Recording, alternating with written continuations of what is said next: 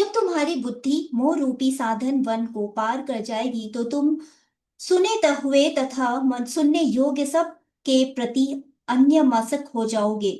भगवत भक्तों के जीवन में ऐसे अनेक उदाहरण प्राप्त हैं जिसे भगवत भक्ति के कारण वैदिक कर्मकांड से विरक्ति हो गई।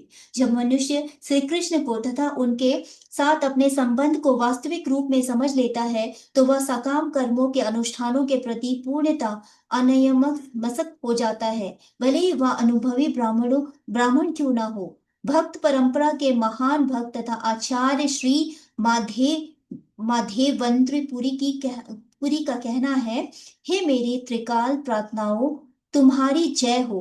हे स्नान, तुम्हें प्रणाम। हे देव पितृगण, अब मैं आप लोगों के लिए तर्पण करने में असमर्थ हूँ। अब तो जहां भी बैठता हूँ यादव कुलवंशी कंस के हंता श्री कृष्ण का ही स्मरण करता हूँ, और इस तरह मैं अपने पापमय बंधन से मुक्त हो सकता हूँ। मैं सोचता हूँ कि यही मेरे लिए पर्याप्त है। वैदिक रस्में तथा अनुष्ठान तथा त्रिकाल संध्या, प्रातः कालीन स्नान, पितृ तर्पण आदि नव दीक्षितों के लिए अनिवार्य है, किंतु जब कोई पूर्णतः कृष्ण भावना भवित हो और कृष्ण की प्रेम भक्ति में लगा हो तो वह इन विधि विधानों के प्रति उदासीन हो जाता है, क्योंकि उसे पहले ही सिद्धि की प्राप्ति हो चुकी होती है। यदि कोई परमेश्वर कृष्ण की सेवा करके ज्ञान को प्राप्त होता है तो उसे शास्त्रों में वर्णित विभिन्न प्रकार की तथा यज्ञ करने की आवश्यकता नहीं रह जाती। इस प्रकार जो यह नहीं समझता कि वेदों का उद्देश्य कृष्ण तक पहुंचना है और अपने आप को अनुष्ठान आदि में व्यस्त रखता है, वह केवल अपना समय नष्ट करता है। कृष्ण भावना भवित व्यक्ति शब्द ब्रह्मा की सीमा या वेदों तथा उपनिषदों की परिधि को भी लांघ जाते हैं। जब तुम्हारा मन वेदों की अलंकारमयी भाषा से विचलित ना हो और वह आत्म साक्षात्कार की समाधि में स्थिर हो जाए, तब तुम्हें दिव्य चेतना प्राप्त हो जाएगी। कोई समाधि में है, इस कथन का अर्थ यह होता है कि पूर्णता कृष्ण भावना भवित है, अर्थात उसने पूर्ण समाधि में ब्रह्मा परमात्मा तथा भगवान को प्राप्त कर लिया है। आत्म साक्षात्कार की सर्वोच्च सिद्धि यह जान लेना है कि मनुष्य कृष्ण का शाश्वत दास है और उसका एकमात्र कर्तव्य कृष्ण भावनामृत में अपने सारे कर्म करना है। कृष्ण भावना भवित व्यक्ति या भगवान के एक निष्ठ भक्त को ना तो वेदों की अलंकारमयी वाणी से विचलित होना चाहिए, ना ही स्वर्ग जाने के उद्देश्य से सकाम कर्मों में प्रवृत्त होना चाहिए। कृष्ण भावनामृत में मनुष्य कृष्ण के सानिध्य में रहता है और कृष्ण से प्राप्त सारे आदेश उस दिव्य अवस्था में समझे जा सकते हैं। ऐसे कार्यों के परिणाम स्वरूप निश्चयात्मक ज्ञान की प्राप्ति निश्चित है। उसे कृष्ण या उनके प्रतिनिधि गुरु की आज्ञाओं का पालन मात्र करना होता है। अर्जुन ने कहा, हे कृष्ण, आध्यात्म में लीन चेतना वाले लोग स्थित प्रज्ञ के क्या लक्षण हैं? वह कैसे बोलता है तथा उसकी भाषा क्या है? वह किस तरह बैठता है और चलता है? जिस प्रकार प्रत्येक व्यक्ति के उसकी विशिष्ट स्थिति के अनुसार कुछ लक्षण होते हैं, उसी प्रकार कृष्ण भावना भवित पुरुष का भी विशिष्ट स्वभाव होता है। यथा उसका बोलना चलना सोचना। जिस प्रकार धनी पुरुष के कुछ लक्षण होते हैं जिससे वह धनवान हो जाता है, जिस तरह रोगी अपने रोग के लक्षणों से रुग्ण हो जाता है, या कि विद्वान अपने गुणों से विद्वान हो जाता है, उसी तरह कृष्ण की दिव्य चेतना से युक्त व्यक्ति अपने विशिष्ट लक्षणों से जाना जाता है।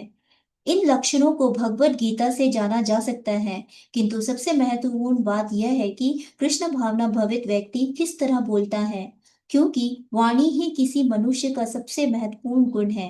कहा जाता है कि मूर्ख का पता तब तक नहीं चल लगता जब तक कि वह बोलता नहीं।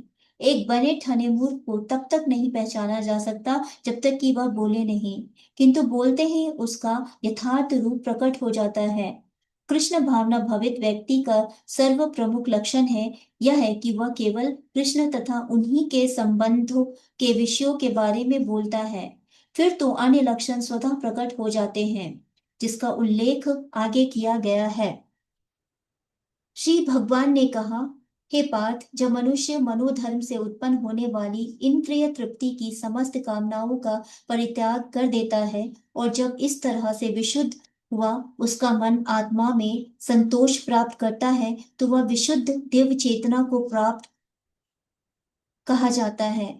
श्रीमद् भगवत गीता में पुष्टि हुई है कि जो मनुष्य पूर्णतया कृष्ण भावना भवित या भगवत भक्त हो जाता है उसमें महर्षियों से समस्त सद्गुण पाए जाते हैं, किंतु जो व्यक्ति अध्यात्म में स्थित नहीं होता उसमें एक भी योग्यता नहीं होती, क्योंकि वह अपने मनोधर्म पर ही आश्रित रहता है। फलतः यहाँ यह ठीक है कहा गया है कि व्यक्ति का मनोधर्म द्वारा कलिपत सारी विषय वासनाओं को त्यागना होता है। कृत्रिम साधना साधन इनको रोक पाना संभव नहीं है, किंतु यदि कोई कृष्ण भावनामृत में लगा हो तो सारी विषम वासनाएं स्वतः बिना किसी प्रयास के दब जाती है। अतः मनुष्य को बिना किसी झिझक के कृष्ण भावनामृत में लगना होगा, क्योंकि यह भक्ति उसे दिव्य चेतना प्राप्त करने में सहायक होती है।